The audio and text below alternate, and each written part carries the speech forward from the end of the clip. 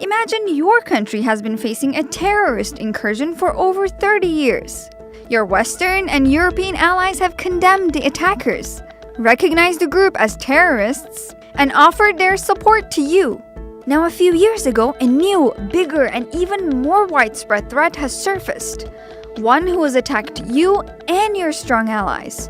So, what does one of your best allies do?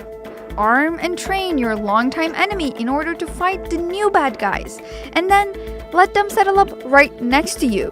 You see why Turkey's upset. That's what's happening right now on their southern border with Syria, where the YPG control 65% of the Turkey-Syria border.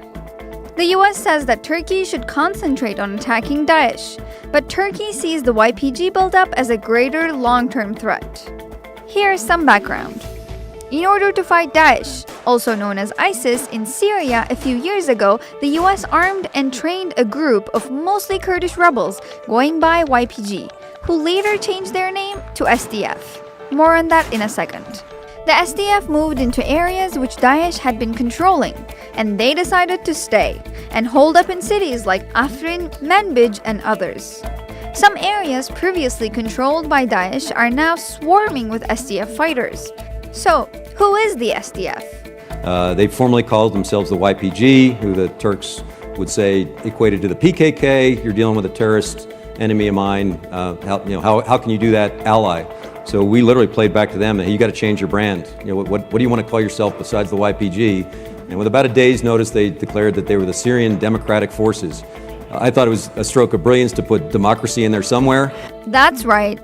The SDF were told to rename themselves by the US. But why? Aren't they the military wing of the PYD? They are, yes. Is that right, General Duffer? That is correct. The leftist Syrian Kurdish political party founded in 2003.